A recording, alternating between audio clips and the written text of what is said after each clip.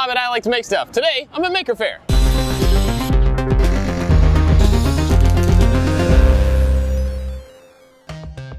So we just got to New York for New York Maker Faire, and we're not gonna have time to make a project video this week, so I figured we'd take some questions from you guys, and I did that in the community tab on YouTube.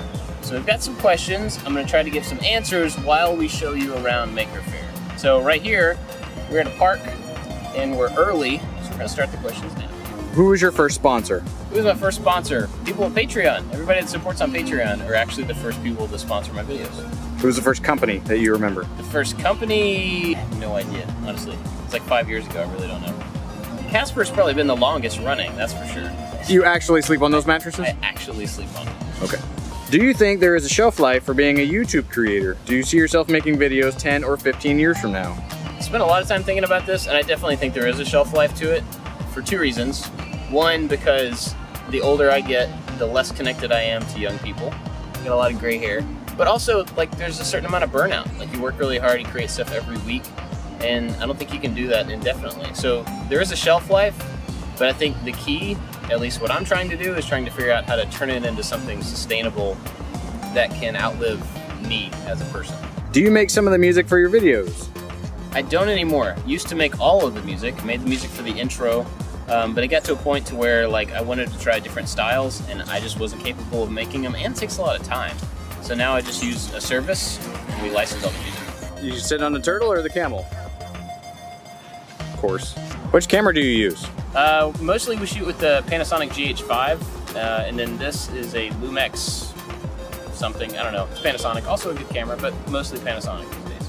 What does your weekly workflow look like? How much time is spent building versus editing video, running a business, etc.? Lots of time running a business, not very much time for me editing because 4B is on the team and he does the majority of the editing. Josh does some of the editing. I actually build maybe 2 days a week if I'm lucky, but a lot of it is just planning and research and buying materials. I mean, we put out a new piece of content pretty much every day throughout the week between podcasts and live streams and project videos and bits videos. So I don't know how to answer that, but I'm not in the shop as much as I would like.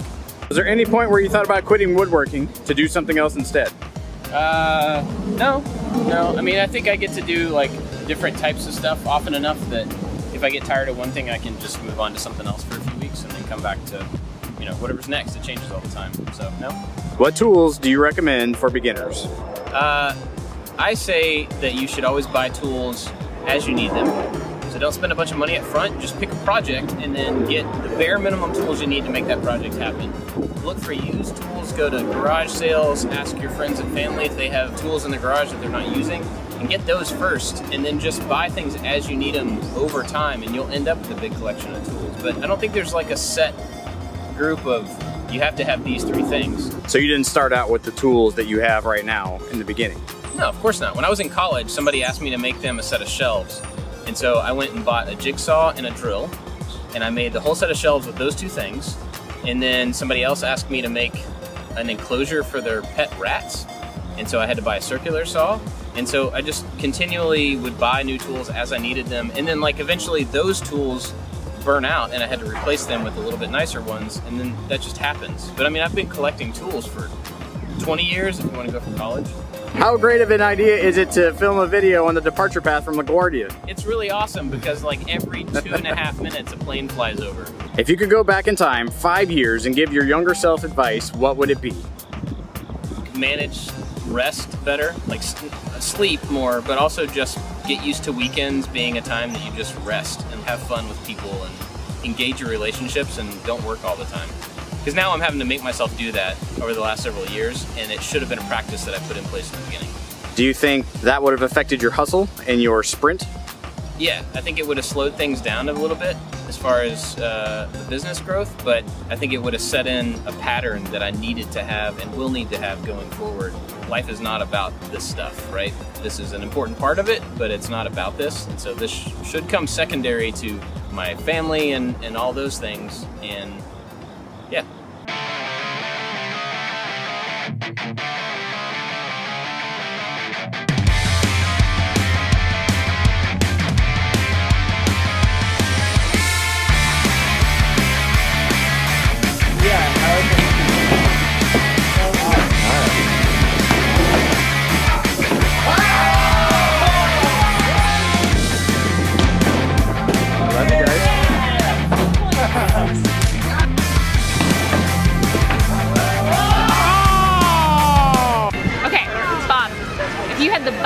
of a TV show, but all of it was to be put towards your channel, what changes would you make?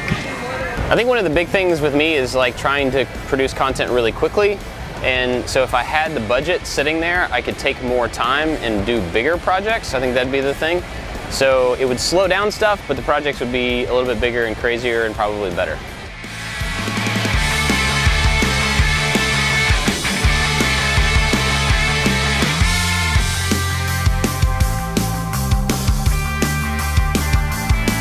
So Bob, what do you think about self-taught STEAM via YouTube and forums and the internet versus formal education in schools?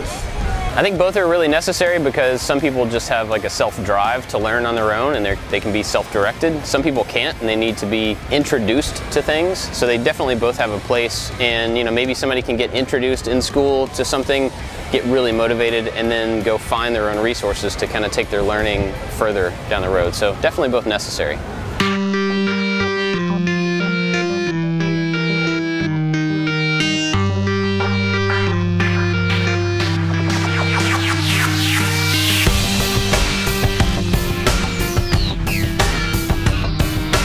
What kind of changes do you think you have seen in the landscape of people sharing projects?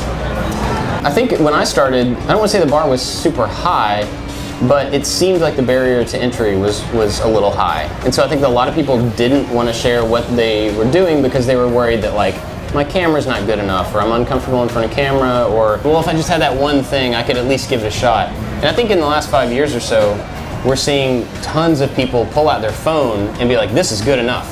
Like this 4K 60 frames per second camera that I have in my pocket is good enough to make a video. And so I think the barrier to entry has dropped a whole lot, and people are comfortable with like, I'm gonna start and just use what I have and then make it better over time if I need to. And so I think we're seeing a big influx of content creation from people, which is a good thing. I don't think that's a bad thing in any way, because the technology, the online services that make it easy to do that are becoming like so much easier to use, and most of them are free, and it's just easier for people to get into.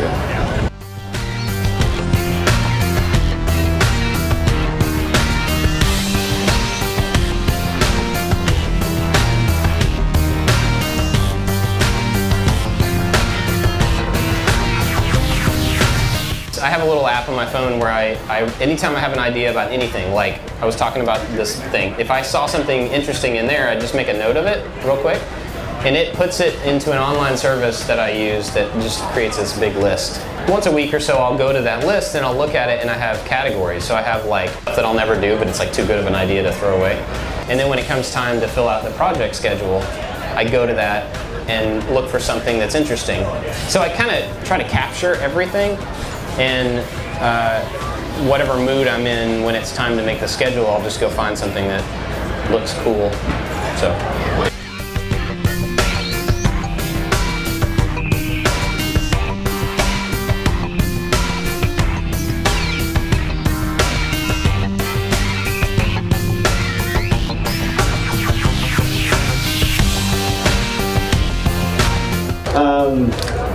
Committing to precision. Honestly, like machining work is something I'm really interested in, but I know that you have to be hyper precise to be a machinist, and to do something that's like good. And I just don't really have that thing in me yet. I want it, but I don't. I just want to get stuff done. I want to make as many things as I can make, and so I often will skip over the precision of something because it's not really important to a particular project.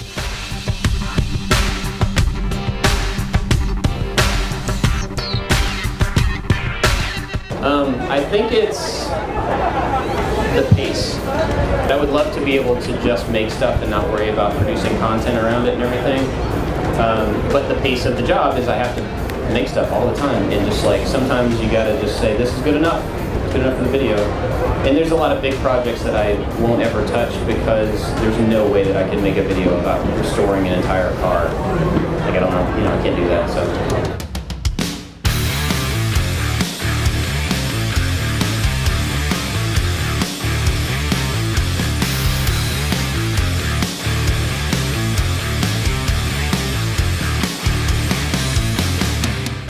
Just get started.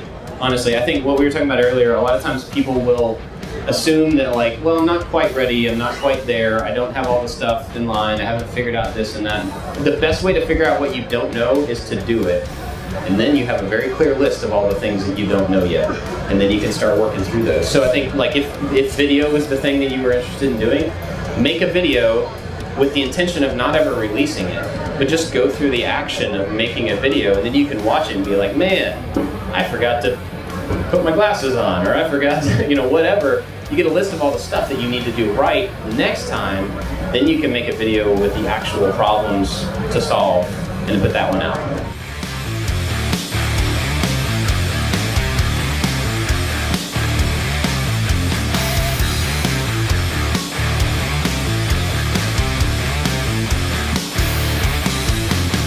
I think also it's about setting expectations. So like if you grew a channel up to a really big following with no sponsorship, and then all of a sudden you had to introduce it because it's almost inevitable, there's going to be people who your expectation was to, this is not sponsored content, and then all of a sudden it is, they're going to get turned off by that change, and then whatever happens after that, right?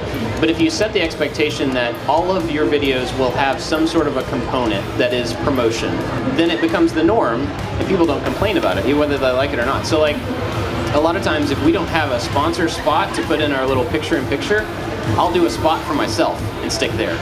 I'll take a sanding segment and I'll put like, hey, you may not know this, but I have a Patreon, or I have an online store where I sell t-shirts and stuff. Like, go check it out. They get used to that, like, there's gonna be a thing. I can ignore it if I want. But if somebody comes in through a video that doesn't have one of those, and the next one does, then they're like, wait, what is this? Dude's a sellout. Or whatever.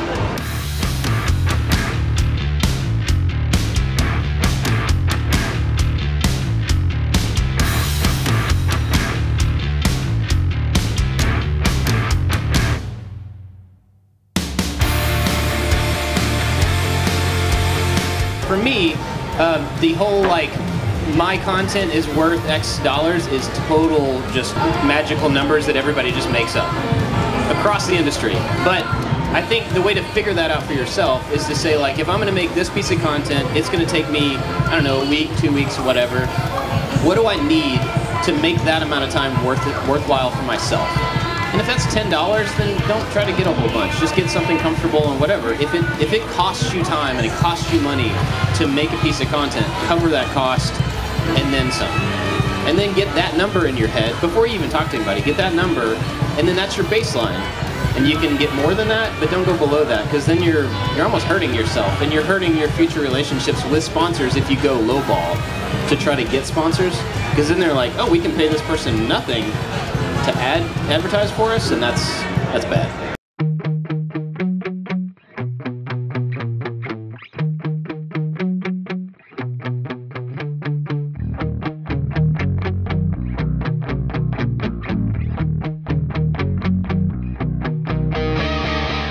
Bob, what was the most interesting thing you saw today at Maker Faire? I always go to the R2 booth because I'm really close to starting R2-D2, and so I always need to learn some extra stuff. But honestly, this giant mechanical hand that throws cars is pretty amazing.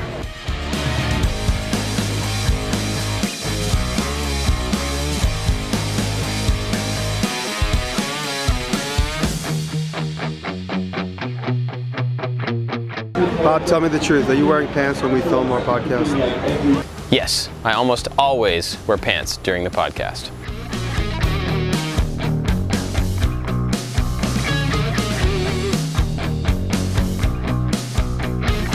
On camera, your shop looks huge. So my question is, how big is your shop? The new shop is a little bit more than 5 times bigger than my old shop, which is pretty unbelievable to me. And I still love the amount of space I have. It's awesome.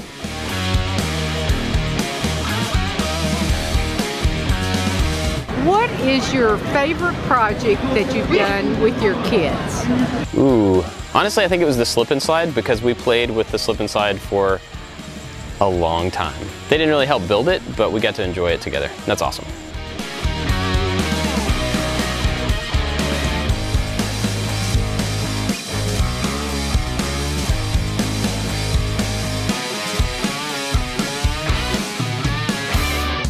Were the Death Star plans Imperial or metric? Imperial. Big thanks to everybody that came by and hung out at Maker Faire this year. It was super awesome. If you've never been to one of these, you should totally make it a priority. Every fair is different. They're going to be different from different locations. The New York and the Bay Area Maker Faire are totally different. Just find one close to you and go check it out. And bring your kids. It's an awesome event. All right, thanks for the questions. We'll see you later on.